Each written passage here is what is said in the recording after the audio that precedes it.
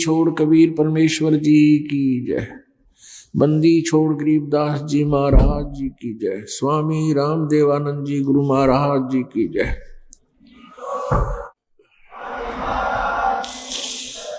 सर्व संतों की जय, सर्व भक्तों की जय, धर्मी पुरुषों की जय, श्री काशी धाम की जय, श्री छुडानी धाम की जय, श्री करोथा धाम की जय, श्री बरवाला धाम की जय। सत साहिब गरीब नमो नमो सतपुरुष को नमस्कार गुरु की नहीं। सुर नर मुनि जन साधुआं संतों सर्वदी नहीं। सतगुरु साहेब संत सब डंडो तुम प्रणाम। आगे पीछे मध्य हुए तिनको जा कुर्बान। नराकार निर्विषम काल जाल वैभंजनम निर्लेपम निज निर्गुणम अकल अनुबेशुंदनम सोहम सुरति समाप्तम सकल समाना निर्तलय उज्ज्वल हिरंबर हरदमम बेपरवा अथाह वार पार नहीं मध्यतम। ग्रीब जो सुमर सिद्ध होई गणनायक गलताना करो अनुग्रह सोई पारस पद परवाना। आदि गणेश मनाऊं गणनायक देवन देवा चरण कमल लो लाऊं आदंत करूं सेवा।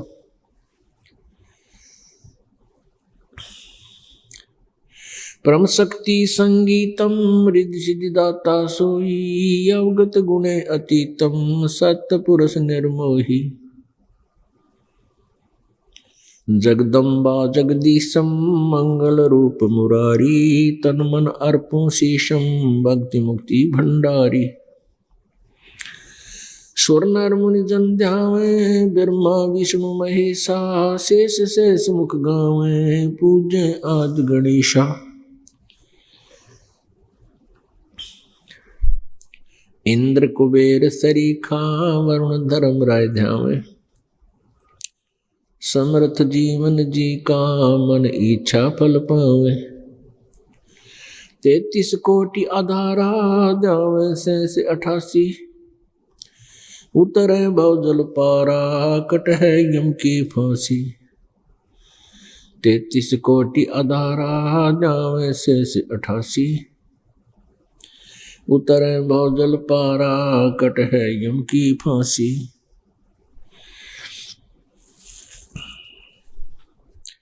कर जोरूं विनती करूं धरूं चरण पर शीस। गुरु जी राम देवानंद जी महाराज ने दियो नाम बख्शीश।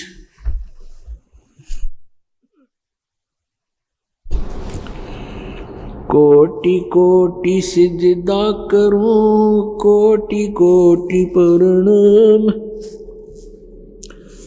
चरण कमल में राखियो मैं बंदी जाम गुलाम।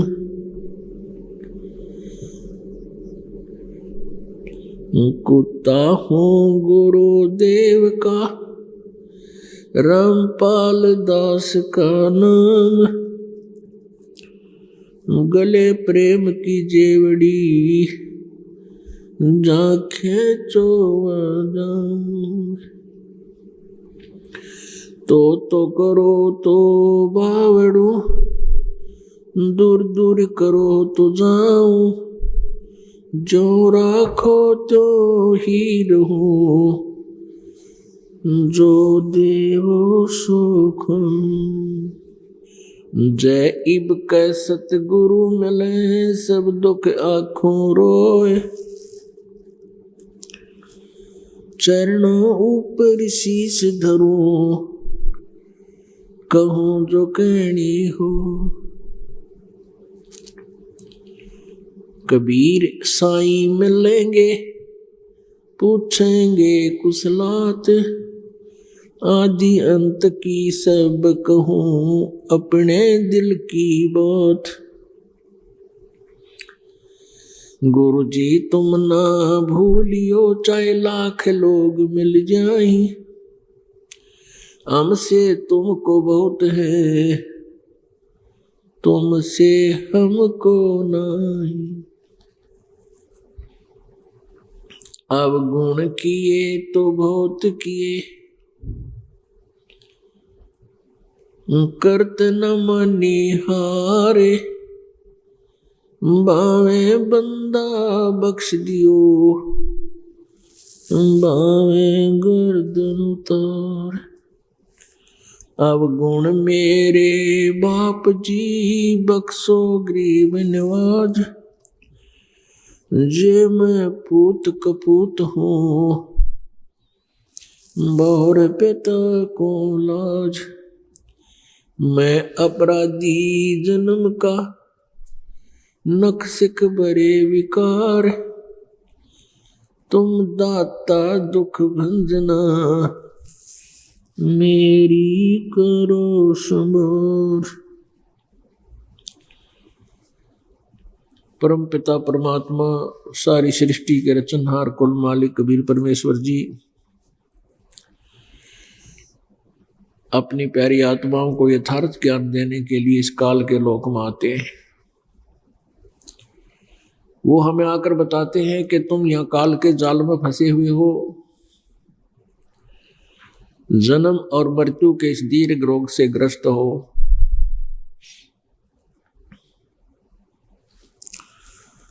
आप अपने लोक को भूल चुके हो जहां से तुम आए थे।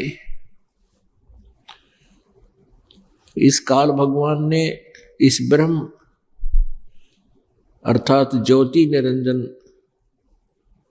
इस काल ने आप जी को मिसगाइड किया हुआ है, आपको धोखे में देकर रखा हुआ है।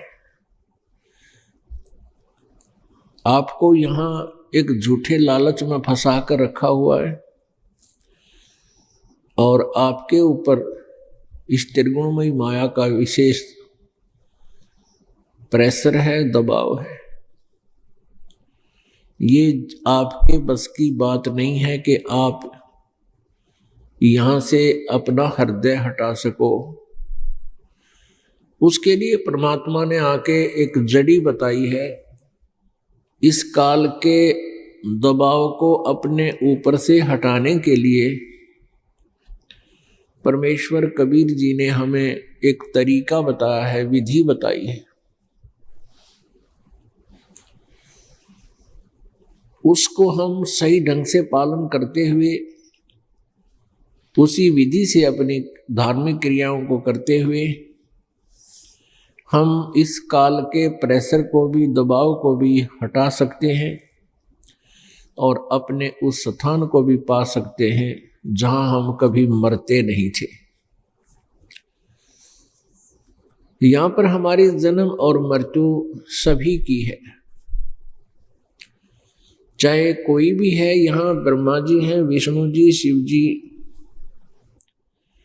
ये भी जन्मते और मरते हैं। इनको भी यही रोग लगा हुआ है, जन्म और मृत्यु का।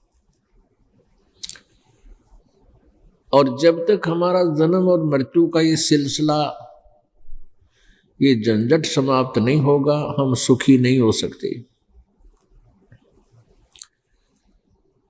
परमात्मा कबीर जी ने आगे हमें समझाना चाहा है कि यहाँ कोई प्राणी सुखी नहीं है। निर्धन ये सोचता है मेरे पास धन हो जाए मैं सुखी हो जाऊं, लेकिन धनी व्यक्ति कभी सुखी नहीं हो सकता। वैसे तो इस काल के 21 ब्रह्मांड में, इस ज्योति निरंजन ब्रह्म भगवान के 21 ब्रह्मांड में कहीं सुख नाम की वस्तु नहीं है, लेकिन हम यथार्थ सुख से परिचित नहीं है, इसलिए हमने इस झूठे सुख को ही सुख मान लिया। परमेश्वर कबीर जी ने बताया है कि झूठे सुख को सुख कहे, ये मान रहा मनमोद, ये सकल चबीना काल का, कुछ मुख में कुछ गोद। निर्धन सोचता है मैं धनवान हो जाऊं तब सुखी होऊंगा, धनवान को सपने में भी सुख नहीं होता। धनवान सोचता है कि ये राजा लोग सुखी होंगे, राजा लोग इनसे भी महादुखी होते हैं।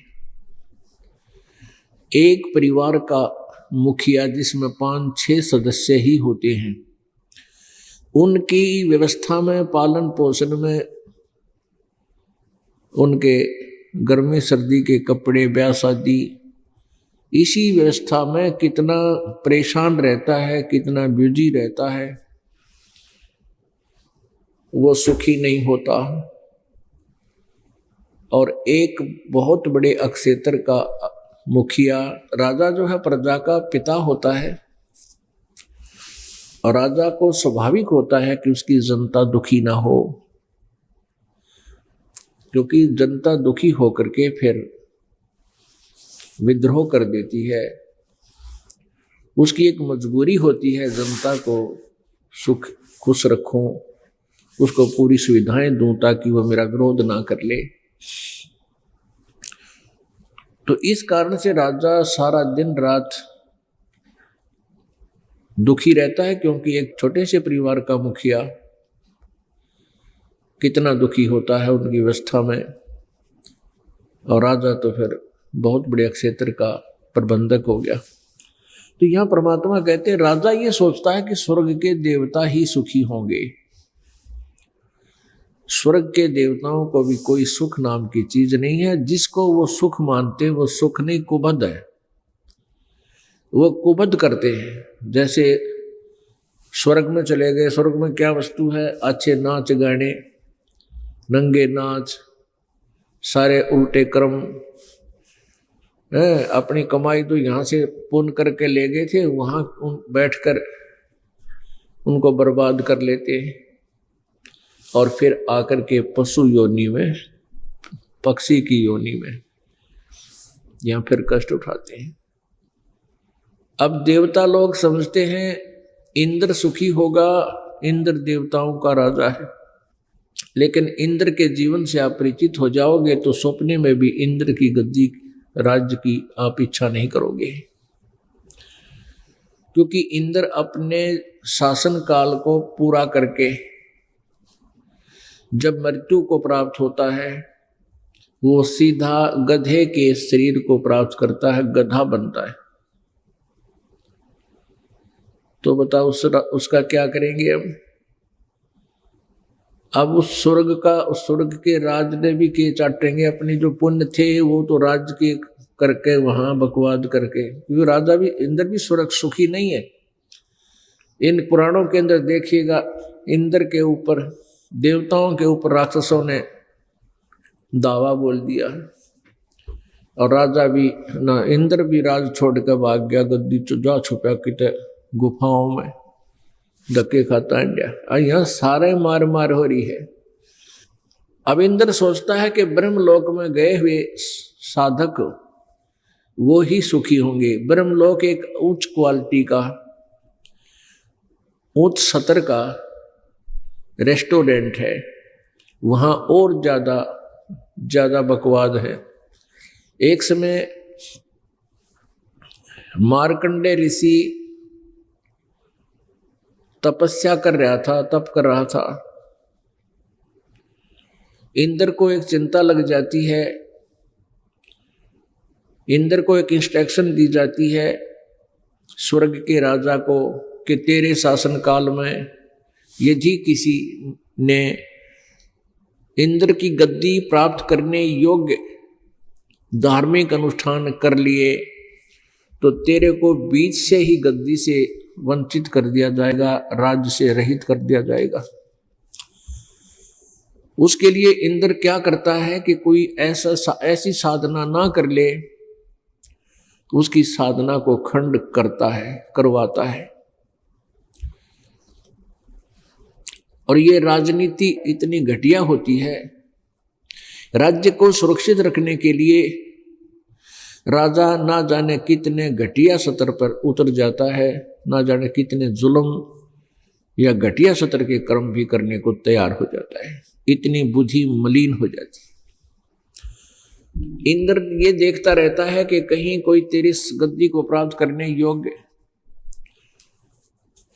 तपस्या अनुष्ठान ना कर ले, धार्मिक अनुष्ठान ना कर ले, अगर कोई कर रहा होता है तो उसको खंडित कराता है। स्वर्ग से, अपने लोक से जो उसके अंतर्गत औरतें हैं, अप्सराएं हैं, उनको भेज देता है और वो उनकी तपस्याओं को किसी न किसी कारण से खंड करवाए, नहीं तो वो फिर वहां उनकी पिटाई करता है। पुण्यात्माओं, हमारे साथ कितना जुल्म हो रहा है बिना ज्ञान के। मान ली यहाँ किसी बहन भाई ने खूब डट कर भक्ति कर ली इस 3 लोक के भगवाना की, उससे कहाँ गए? स्वर्गलोक में। स्वर्गलोक में फिर ये बंदिश, एक राजा बाकी प्रजा। वो अच्छी आत्माएं वहां देव कहलाती हैं, देवी कहलाती हैं। उन देवियों का फिर वो राजा मिसयूज करता है, स्वयं भी बकवाद करता है और फिर अपने शासन को सुरक्षित रखने के लिए इस तरह उनको दबाव दे करके, प्रेशर से, और भेजता है कि उस व्यक्ति का तू उसके पास जा, गंदा कर्म कर और उसके तप को खंड करवा, नहीं तो तेरे को यहां सजा दूंगा।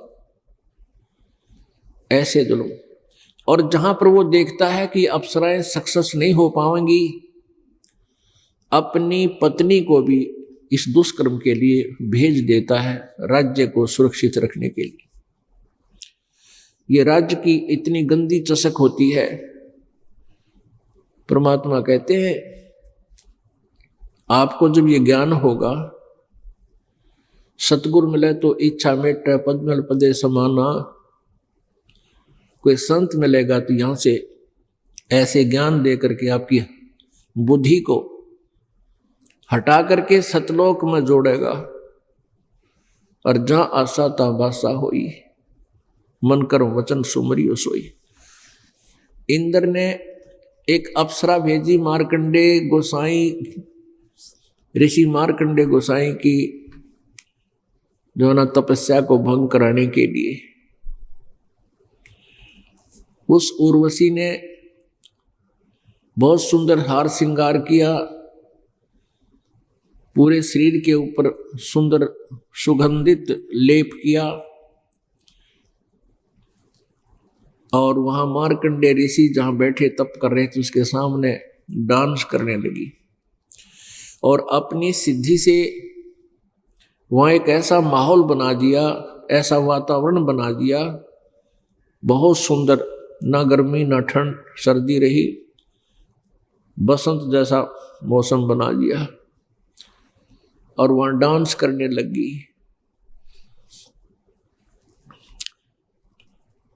जब मार्कंडे ऋषि ने कोई गतिविधि नहीं की, उसको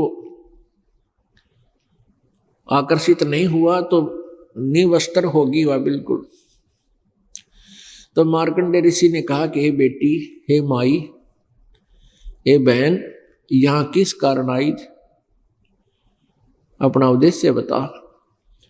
तब उर्वशी ने शर्मिंदा होकर के कपड़े पहने और कहा कि हे मार्कंडे गोसाई, आपकी समाधि, आपकी ध्यान, आपकी समाधि कौन से लोक में रहती है, मैं नहीं समझ सकी। मेरे इस स्वरूप को देखकर ये बनखंड में जितने भी तपस्वी थे सभी का जो है तप खंड हो गया मेरे देखने मात्र से। और आपने ऐसी कहां समाधि लगा रखी थी? समाधि मीन मेडिटेशन, मेडिटेशन हिंदी में ध्यान कहते हैं, कि आपका ध्यान कहां गया हुआ था? आंखें खुली हुई थी। मार्कंडे ऋषि ने कहा कि आपसे कोई सुंदर हो उसको भेज। और मेरी जहां समाधि थी, समाधि क्या होती है? जैसे एक दूरबीन होती है सूक्ष्मदर्शी, वो दूरबीन की रेंज होती है। ये भक्ति की शक्ति से हमारे अंतःकरण में वो व्यवस्थित हो जाती है। जितनी भक्ति करते हैं उतनी ही हमारी समाधि की रेंज बढ़ती चली जाती है।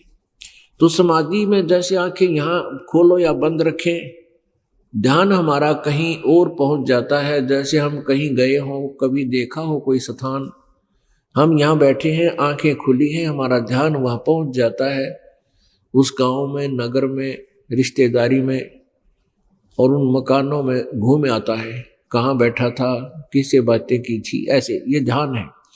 तो ये तो एक वैसे ध्यान है, मन घूम आया।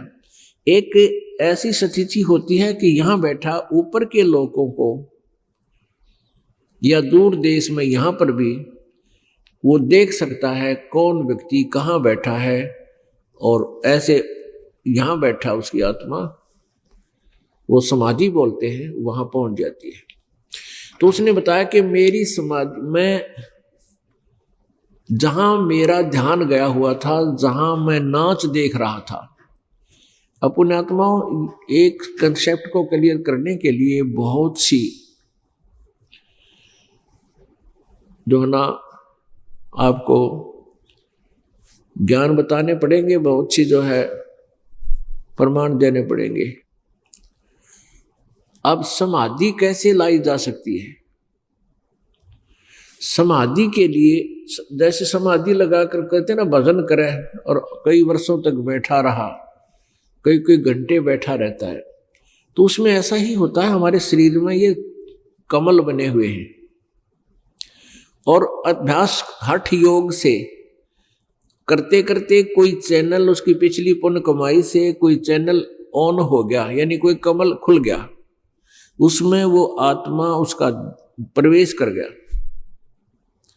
शरीर यहीं पर है, वो अपने ही शरीर में अंदर से ही उस टीवी पर देखता देखता अंदर घुस जाता है, और उस कमल में, यानी जैसे गणेश जी के कमल में, मूल कमल में प्रवेश हो गया, उसके लोक में समाधि पहुंच गई ऑटोमेटिकली। और वहां जो हो रहे हैं नाच गाने, कोई भी क्रिया, किसी प्रकार का कोई राज का पाठ का कोई व्यवस्था, गण है वो बैठे हैं, बातें कर रहे हैं, कोई कहीं कुछ हो रहा है, कहीं कुछ हो रहा है, जैसे इस लोक में चल रहा है, ऐसे वो देखता रहता है। उसको पता ही नहीं होता तू यहाँ बैठा है कितनी देर होगी। नहीं तो बैठ नहीं सकता ये मन, एक मिनट भी ना बैठने दे, 10 मिनट में कोई न कोई मुरोड़ी लगा देगा, चल वहां चलते हैं, ऐसा देखते हैं, ऐसा करते हैं। जैसे फिल्म देखते हैं, 3 घंटे होते हैं और 3 घंटे का पता नहीं लगता देखनिया ने, यदि उनके अनुकूल होता हुआ। तो इसी प्रकार ये अंदर एक फिल्म देखते रहते हैं, और इस कारण से ये काफी वर्षों तक न्यों बैठा करते, और उस बैठे रहने से इनको तप बन जाता है, और कभी याद आ जाता है तो ये मंत्र का जाप भी करते हैं। इन दोनों का मिला जुला जो संयोग है, इनको स्वर्ग में प्राप्त होता है। जिसने ज्यादा समाधि मेडिटेशन यानी हठ योग किया, तप किया, तो उसको इंद्र बना दिया जाता है, स्वर्ग का राजा भी बन जाता है। ओम नाम का जाप साथ में ये हठ योग करने वाले पहले ब्रह्मलोक में जाते हैं, और ब्रह्मलोक के बाद फिर ये पृथ्वी पर राज्य प्राप्त करते हैं, और उसके बाद 84 लाख योनियों में धक्के खाते हैं। तो मार्कंडे ऋषि कह रहा कि मेरी समाधि जहां पर थी, अर्थात मैं जहां नाच गाने देख रहा था ब्रह्मलोक में, वहां नाचने वाली अप्सराओं की तेरे जैसी तो वहां 7 नौकरानी थी, 7, उनके पैर धोने वाली। तो मैं तो उनके डांस देख रहा था, और तेरे ते कोई सुंदर और हो उसने भेज। तो वो कहती है कि मैं इंद्र की रानी मैं ही हूं, पटरानी, इंद्र की पटरानी मैं ही हूं, और आप एक बार स्वर्ग लोक में, इंद्र लोक में चलो, नहीं तो मुझे दुहागन करेंगे, मुझे धिक्कारेंगे, मेरी आप एक बार वहां चलो, मेरी बेइज्जती हो जाएगी कि तू हार का आएगी। मार्कंडे ऋषि ने कहा कि इंद्र की मृत्यु होगी तब तू क्या करेगी? उर्वशी ने कहा कि मैं ऐसे ऐसे 14 इंद्रों को वरूंगी। अब पुण्यात्मा इस काल के जाल से परिचित हो अच्छी तरह। वो पुण्यात्मा जो वहां पटरानी बनी है स्वर्ग के राजा की, उस पुण्यात्मा ने कितने साधना की, यहाँ की कितने जबरदस्त साधना की होगी, कितनी लंबी आयु प्राप्त की। कहती है 14 इंद्र वरूंगी मैं और फिर मरूंगी। एक इंद्र का शासनकाल 72 चतुर्युगी 72। ये जो चतुर्युगी किसे कहते हैं? सतयुग, त्रेता, द्वापर, कलयुग, इन चारों युगों का जो पीरियड है इसको चतुर्युगी कहते हैं। ये कितना होता है? 43,20,000 वर्ष। एक चतुर्युग 43,20,000 वर्ष का। और एक इंद्र का शासनकाल 72 चतुर्युग 72। और वो कहती है कि मैं ऐसे ऐसे जो 72 चतुर्युग तक राज करेंगे, फिर ये इंद्र तो मर जाएगा जो वर्तमान में है, ये तो गधे की योनि में जाएगा। उसके बाद दूसरा जिसने तप कर रखा है वो रिजर्व है, उसको फिर बैठा दिया जाएगा, वेटिंग लिस्ट में है वो इंद्र का स्वर्ग का राजा इंद्र बन जाएगा, इंद्र की पदवी पावेगा। फिर 72 चौकड़ी युग पूरा करके वो भी मर जाएगा। ऐसे 14 इंद्र मरेंगे, अपना शासनकाल पूरा करेंगे, तब तक मैं प्रत्येक इंद्र के साथ उस स्वर्ग में आनंद लेती रहूंगी, उनकी पत्नी बनी रहूंगी। अब पुण्यात्माओं, परमात्मा ने इस बात का निर्णय दिया है मार्कंडे ऋषि की कथा के माध्यम से, कि मार्कंडे ऋषि ने पूछा कि मुझे तू उस स्वर्ग लोक में किस लिए ले जावे थी, इंद्र के लोक में? इंद्र की पटरानी ने कहा कि मैं अपनी इज्जत रखने के लिए, ये नहीं तो मुझे मेरी मजाक करेंगे और कहेंगे तू हार के आगी, मेरी बेइज्जती हो जाएगी। मार्कंडे ऋषि ने पूछा कि 14 इंद्र करेगी तो वो 14 भी मरेंगे, फिर क्या करेगी? यानी मृत्यु तो तेरी फिर भी होगी। फिर वो कहने लगी जितने इंद्र मैं भोगूंगी वह तो गधे बनेंगे और मैं गधी बनूंगी अपना ये स्वर्ग का समय पूरा करके।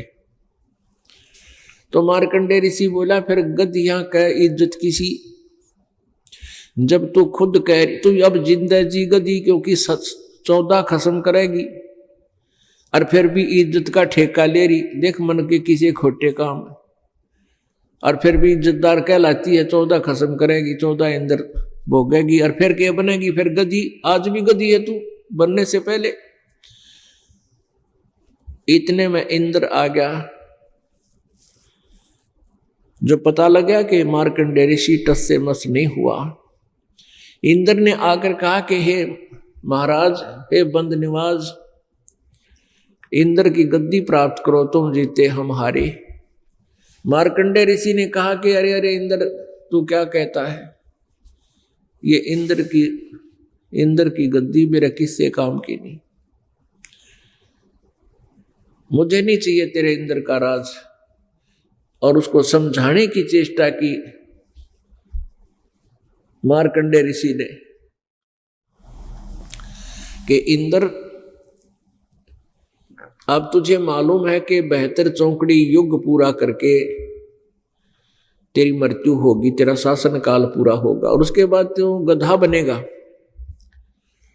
आजा, मैं तुझे एक ऐसा मार्ग बताऊंगा, ऐसी भक्ति दूंगा, तू अमर हो जाएगा, तो फिर तेरी मृत्यु नहीं होगी। अब मार्कंडे ऋषि ने कहा कि आजा तुझे ब्रह्मलोक की साधना बता दूं। अब मार्कंडे ऋषि जी को केवल ब्रह्मलोक ही सबसे बड़ा लास्ट दिखा था। लेकिन गीता जी अध्याय नंबर 8 के श्लोक नंबर 16 में कहा है कि ब्रह्मलोक पर्यंत ये सभी लोक पुनरावृत्ति में है। पुनरावृत्ति माने बार बार जन्म मृत्यु होती है। इसको महास्वर्ग भी बोलते हैं, ब्रह्मलोक भी बोलते हैं। ब्रह्मलोक में गए प्राणी भी अपने पुण्यों को समाप्त करके, पुण्यों के अक्षीण होने पर वो फिर इस मृतलोक में आते हैं, नरक में भी जाते हैं, लेकिन उनका पीरियड ज़्यादा होता है। ब्रह्मलोक में गए हुए प्राणियों का समय बहुत ज़्यादा हो जाता है। वहाँ पर भी इस बात पर निर्भर करती है कि जिसने अधिक साधना कर रखी है ओम नाम की या गहन किए हैं, तो उसका शासन काल एक ब्रह्मा की मृत्यु तक भी रह जाता है, प्रत्येक का नहीं, विशेष का। तो मार्कंडेय ऋषि ने यही सोच रखा था कि वहां जाने के बाद 36,000 बार उत्पत्ति और प्रलय होती है इस एक ब्रह्मांड की। 36,000 बार तब तक वहां रहा जा सकता है ब्रह्मलोक में, लेकिन मृत्यु फिर भी होगी। तो पुण्यात्माओं, परमेश्वर कबीर जी ने आकर हमें यह ज्ञान दिया है, स्वयं ही आकर हमें यह ज्ञान बताया है कि इस जन्म मृत्यु के रोग से छूटने के लिए आप जी को मेरे द्वारा यानी कबीर परमेश्वर जी द्वारा बताई गई साधना का अनुसरण और उसका पालन करना होगा। फिर तुम्हारी मृत्यु कभी नहीं होगी, सतलोक चले जाओगे। पुण्यात्मा, ब्रह्मा जी की भी मृत्यु होगी, विष्णु जी की भी मृत्यु होगी और शिव जी की भी मृत्यु होगी। इनका पिता है ज्योति निरंजन, की माता है दुर्गा या अष्टांगी प्रकृति देवी, इसकी भी मृत्यु होगी। जो इनका पिता है काल, इसको ब्रह्म बोलते हैं, ब्रह्म जो 21 ब्रह्मांड का स्वामी है, इस ब्रह्म की भी मृत्यु होगी। अब यहां थोड़ा सा कंसेप्ट क्लियर करना पड़ेगा, क्योंकि पवित्र हिंदू धर्म के अनुयायी जो हैं हिंदू, ये ब्रह्मा विष्णु महेश को अजरो अमर मानते हैं दंत कथा के आधार पर, लोक वेद के आधार, जबकि इनकी जीवनी में लिखा है कि इनका जन्म मृत्यु होता है। इसके इनके माता पिता है, ये देखिएगा श्रीमद् देवी भागवत पुराण यानी दुर्ग शक्ति पुराण, श्रीमद् देवी भागवत सचित्र मोटा टाइप केवल हिंदी, गीता प्रेस गोरखपुर।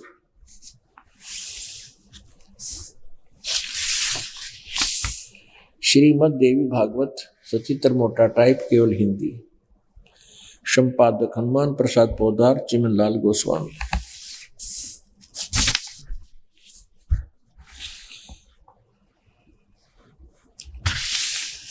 प्रकाशक एवं मुद्रक गीता प्रेस गोरखपुर, गोविंद भवन कार्यालय कोलकाता का संस्थान।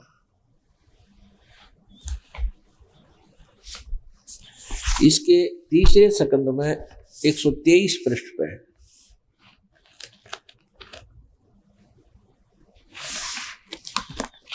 ये है संक्षिप्त देवी भागवत तीसरा स्कंद, पृष्ठ 123 पृष्ठ पे। यहां से शुरू करते हैं। भगवान विष्णु जी अपनी माता दुर्गा की महिमा करता है और कहता तुम शुद्ध स्वरूपा हो, यह सारा संसार तुम्हीं से उद्भासित हो रहा है।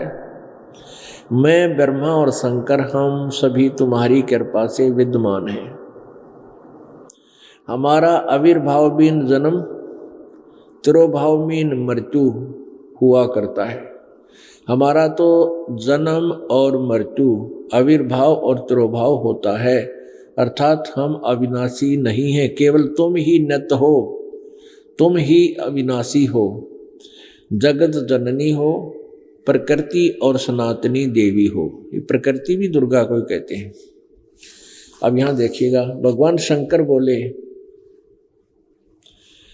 देवी यदि महाभाग विष्णु तुम्ही से उत्पन्न हुए हैं, प्रकट हुए हैं, तो उनके बाद उत्पन्न होने वाले ब्रह्मा भी तुम्हारे ही बालक हुए। फिर मैं तमोगुणी लीला करने वाला शंकर क्या तुम्हारी संतान नहीं हुआ? अर्थात मुझे भी उत्पन्न करने वाली तुम ही हो। शिवे, संपूर्ण संसार की सृष्टि करने में तुम बड़ी चतुर हो। इस संसार की सृष्टि, स्थिति और संहार में तुम्हारे गुण सदा समर्थ हैं। उन्हीं तीनों गुणों से उत्पन्न हम ब्रह्मा, विष्णु एवं शंकर, यानी रजगुण ब्रह्मा, सतगुण विष्णु, तमगुण शिव जी शंकर नियम अनुसार कार्य में तत्पर रहते हैं। अब इस पवित्र पुराण ने तीसरे स्कंद में 123 पृष्ठ पर यह स्पष्ट कर दिया कि ब्रह्मा, विष्णु, महेश ये तीनों नासवान हैं और दुर्गा इनकी जन्म देने वाली है, इनकी माता है, जननी है। और दूसरा ये कंसेप्ट क्लियर, तीसरा ये हो गया कि रजगुण ब्रह्मा है, सतगुण विष्णु, तमगुण शिव जी। और चौथा कंसेप्ट ये क्लियर हुआ कि ये केवल नियमित काम कर सकते हैं। नियमित, जैसा कर्म आपका है वैसा ही दे सकते हैं, इसमें कोई परिवर्तन नहीं कर सकते। जैसे अभी तक हम सुनते आए हैं कि जैसे कर्म करेगा वैसा फल देगा भगवान। तो ये भगवान तो ब्रह्म तक भी,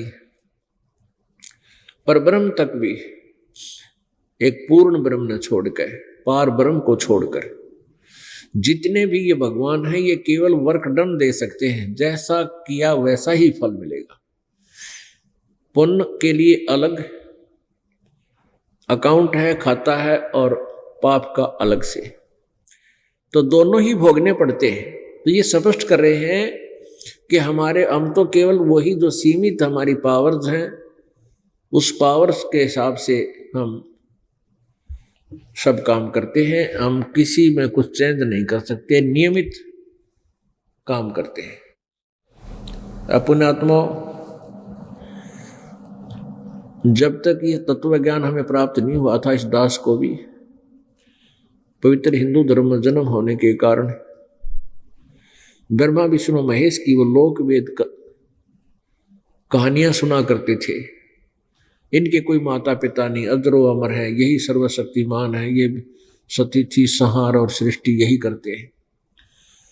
अब इनकी जीवनी हम खुद पढ़ने योग्य हुए, आपको भी पढ़ा इस प्रोजेक्टर के माध्यम से, तो अब हम ये डले नहीं ढोएंगे। हम ये भगवान जितनी शक्ति रखते हैं हम इससे परिचित हो गए, ये बुरे नहीं बताए। जैसे गीता जी अध्याय नंबर 2 श्लोक नंबर 46 में कहा कि अर्जुन, एक बहुत बड़े जलाशय की प्राप्ति के उपरांत छोटे जलाशय में जैसी आस्था रह जाती है, इसी प्रकार उस परमात्म तत्व को जानने के उपरांत अन्य ज्ञान में तेरी जैसी बुद्धि रह जाए, आस्था रह जाएगी, तेरी उतनी ही आस्था रह जाएगी। कहने का भाव यह है कि जैसे पहले तालाबों के ऊपर, जलाशयों के ऊपर आश्रित होता था मानव जीवन, फल फ्रूट बहुत होते थे, नाना आहार करना, कोई सब्जी बो लेते थे, थोड़ी बहुत कुछ अपना खेती करते थे, तो भी इन तालाबों का ही सहयोग लिया करते थे। वर्षा समय पर हो जाया करती थी, वर्षा होती रहती, कई बार अकाल भी गिर जाते थे। तो जैसे छोटे तालाब में जिस पर आश्रित है वो व्यक्ति, एक परिवार ऐसे 10-10, 5-5 परिवार एक तालाब के किनारे रहा करते थे, झोंपड़ी डाल डोल गए। तो ये बताना चाहे कि उस तालाब पर आश्रित व्यक्ति, किस तालाब पर कि जिसमें 1 वर्ष वर्षा ना हो तो उसका पानी सूख जा, उसमें जल नहीं रहे, और आश्रित लोग भी जल के अभाव से महाकष्ट को प्राप्त हों, मृत्यु को प्राप्त हो जाती है। और उन व्यक्तियों को एक बहुत बड़ी झील, बहुत बड़ा जलाशय प्राप्त हो जा, जिसका जल 10 वर्ष वर्षा ना हो तो भी समाप्त ना होए, तो कहते हैं फिर जितनी आस्था उसमें हो जाएगी जो बहुत बड़ा जलाशय में, और फिर छोटे जलाशय में जैसी आस्था रह जाएगी। वो छोटा जलाशय बुरा नहीं, लेकिन सफिशिएंट नहीं, वो तो काम चलाऊ है, बुरा नहीं। जल तो उसमें भी है और बढ़िया मीठा जल है, लेकिन वो नष्ट होने का है, वो समाप्त हो जाएगा। और 1 वर्ष वर्षा ना हुई तो सब उसके आश्रित भी मर जाएंगे। तो कहने का भाव यह है कि बड़ा जलाशय जब मिल जाएगा तो छोटे में आस्था, छोटा जलाशय बुरा नहीं, लेकिन वहां रह कोई नहीं, फिर ठाक है झोंपड़ी वहां जा डालेंगे उसके आसपास, चाहे 10 किलोमीटर 20 किलोमीटर पर हो, चाहे 100 किलोमीटर पर, अपनी जान बचानी है। तो ऐसे ही बताया कि जब इन पूर्ण परमात्मा की महिमा से परिचित होने के बाद आप जी की आस्था इन ब्रह्मा विष्णु महेश और ब्रह्म में ऐसे रह जाएगी जैसे छोटे जलाशय में रह जाती है। छोटा जलाशय बुरा नहीं लगता, लेकिन उसकी औकात का पता लग गया कि ये तो कभी भी धोखा दे सकता है। यो भी सुख है, बरसाना होता है, और हम भी मरेंगे साथ में। फिर कोई उधर दौड़ के चला जाता है, वहां तुरंत पहुंच जाते हैं। इसी प्रकार पुण्यात्माओं, आप जी को और हमें सभी पहले ज्ञान नहीं था, और हम इन्हीं भगवानों पर, इसी जलाशय पर आश्रित थे। अब हमें वो झील मिल गई, वो बड़ा जलाशय प्राप्त हो गया, यानी सतलोक का ज्ञान हो गया। तो वहां चलने की, वहां पहुंचने की तैयारी करनी चाहिए। उसके लिए क्या बताते हैं, परमात्मा ने आके बताया है कि उसके कुछ प्रोसीजर है, उसको अपनाइए, कुछ क्रियाएं हैं वो कीजिए, फिर आप वहां पहुंच जाओगे, जहां जाने के बाद फिर कभी किसी वस्तु का अभाव आपको नहीं होगा। उसके लिए सबसे पहले बताया है कि सतगुरु की खोज करो। पुण्यात्मा, वैसे तो गुरु शब्द पर्याप्त है। गुरु वो होता है जो कोई मार्गदर्शन करता है। जैसे वैसे तो गुरु, जैसे कोई आम व्यक्ति है, कोई लकड़ी का गुरु है, कोई लोहे का गुरु है, कोई मटके बनाने सिखा वो गुरु है, कोई आभूषण बनाने सिखाता वो गुरु है, कोई अक्षर ज्ञान कराते हैं टीचर वो गुरु हैं। और प्रारंभ में माता पिता भी गुरु होते हैं, बच्चे को उठना बैठना खिलाना चलना बोलना सिखाते हैं। लेकिन हम जिस गुरु के बारे में बात कर रहे हैं वो आध्यात्मिक गुरु अर्थ टीचर। तो गुरु शब्द बहुत होता है ये समझाने के लिए कि गुरु क्या ज्ञान देते हैं, लेकिन ये नकली गुरु अधिक हो जाने के कारण यहां सतगुरु शब्द बनाना लिखना पड़ा, उसके साथ सत लगाना पड़ा। सत माने सच्चा, सच्चा गुरु, सद्गुरु। तो सद्गुरु जब मिले, सबसे पहले हमने सद्गुरु की खोज करनी पड़ेगी। और सतगुरु सोए जो सत शब्द बतावे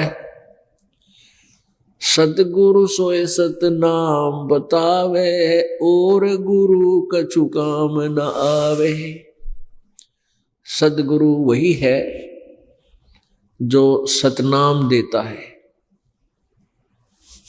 ये बहुत से कबीर पंथी भी सतनाम देते हैं। वो क्या बताते हैं? सतनाम सतनाम जप लो। ऐसे नहीं, सतनाम कोई जाप नहीं है करने का। सतनाम का अर्थ है सच्चे नाम। वो सच्चा नाम 2 अक्षर का होता है, जिसमें एक ओम अक्षर है और एक सांकेतिक है। वो ये दास बताओगा उपदेशी को। गीता जी अध्याय नंबर 17 के श्लोक नंबर 23 में पूर्ण परमात्मा की प्राप्ति का विधान बताया है। ओम तत्सत इति निर्देश है ब्रह्मण त्रिविध समर्थ ब्राह्मणा तेन विदा विहिता च पुरा। कहते हैं उस सच्चिदानंद घन ब्रह्म की प्राप्ति का, उस सतलोक को प्राप्त करने का गीता जी अध्याय नंबर 15 के श्लोक नंबर 4 में कहा कि तत्वदर्शी संत की प्राप्ति के उपरांत इस उलझी हुई गुत्थी को तत्व ज्ञान रूपी शस्त्र से काटकर उसके पश्चात परमेश्वर के उस परम पद की खोज करनी चाहिए, जहां जाने के बाद ये प्राणी फिर लौटकर संसार में कभी नहीं आता, अर्थात जन्म मृत्यु के इस दीर्घ रोग से सदा के लिए मुक्त हो जाता है। और जिस परमेश्वर ने संसार रूपी वृक्ष की रचना की, अर्थात पूरे सब ब्रह्मांडों की जिसने रचना की, वो कुल मालिक सृजनहार है। और मैं भी, यानी गीता ज्ञानदाता कहता है कि मैं भी उसी की शरण में हूं। इस प्रकार ध्यान करो, उसी की पूजा करो। तो उसकी पाने के लिए, उस सतलोक में जाने के लिए, उस परम पद को प्राप्त करने के लिए कि जहां फिर जन्म मृत्यु कभी नहीं होती, उसके लिए यहां बताया है 70वें अध्याय के 23वें श्लोक में कि उस सच्चिदानंद घन ब्रह्म का, उसकी प्राप्ति का केवल ओम तत्सत, यह है 3 मंत्र के जाप का और 3 विधि से जाप करने का निर्देश है। निर्देश माने फाइनल फैसला। अब जो सदग्रंथ बोलने वाला ब्रह्म कह रहा है कि ये निर्देश है, ये मेरा ऑर्डर है, नथिंग एल्स। तो उसमें ओम तो सीधा ही बोल दिया ब्रह्म का है, और तत् ये सांकेतिक है, ये परब्रह्म का है, अक्षर पुरुष का। और इसमें एक तत् जो ये गुप्त है, सांकेतिक, ये दास बताएगा। तो उस दोनों के मिल जाने से सतनाम बनता है। तो यहां बताया है। और फिर सत शब्द जिसको सार नाम भी कहते हैं। तो यहां ओम तत् ये 2 मिलकर सतनाम बन जाता है। तत् सांकेतिक है और सत ये सार नाम की तरफ संकेत है। तो ऐसे ये तीनों मंत्रों का जाप 3 ही प्रकार से होता है, ये दास आपको बताएगा। और जिनको प्राप्त हो चुका है उनको भी मालूम है। तो यहां कहते हैं गुरु सोए सतनाम बतावे, और गुरु कोई काम न आवे। अन्य जो गुरु हैं वो केवल संसार की क्रियाओं को ही हमें समझा पाते हैं, और केवल एक रोजी रोटी तक ही सीमित हम रह जाते हैं। जो गुरु है, सदगुरु वही है जो सच्चा नाम बतावे। और अन्य गुरु जो भक्ति मार्ग के भी जो अन्य गुरु हैं, नकली हैं, झूठे गलत मंत्र देते हैं, गलत ज्ञान रखते हैं, समझाते हैं, तो वो गुरु हमारे काम नहीं आवे। इसलिए सदगुरु शब्द का प्रयोग करना पड़ा, जो सच्चा गुरु।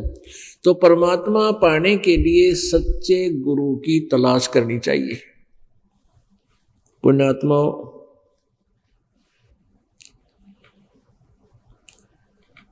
परमात्मा पूर्ण ब्रह्म सर्वश्रेष्ठी रचनहार कबीर देव, कबीर साहब,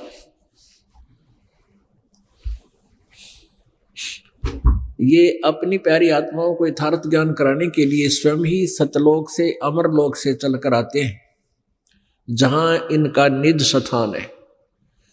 और यहां आकर के उस तत्व ज्ञान को हमें बताते हैं। तो उसमें क्या बताते हैं, एक समय परमात्मा कबीर जी आज से 600 वर्ष पहले, लगभग 600 वर्ष पहले, सन 1398 से सन 1518 तक 120 वर्ष इस धरातल पर एक जनसाधारण की भूमिका करके, एक तत्वदर्शी संत की भूमिका करते हुए और अपने एक तत्वदर्शी संत की भूमिका, एक अच्छे शिष्य में क्या गुण होने चाहिए और एक अच्छे भक्त में कितनी आस्था हो भगवान में और कितना विश्वास हो और कैसी उसकी रहनी हो, कैसे उसका जो है ना दिनचर्या हो, इसका एक प्रैक्टिकल रूप प्रत्येक युग में वो करके जाते हैं। एक जनसाधारण जैसी भूमिका करते हैं, अपने कर कमलों से निर्वाह करके अपना गुजारा करते हुए भक्ति भी करते हुए नजर आते हैं। वो तो परमात्मा होते हैं, लेकिन हमारे लिए उदाहरण देते हैं कि ऐसी साधना करने से तुम पार होगे। तो ऐसी लीला वो करने के लिए आए हुए थे।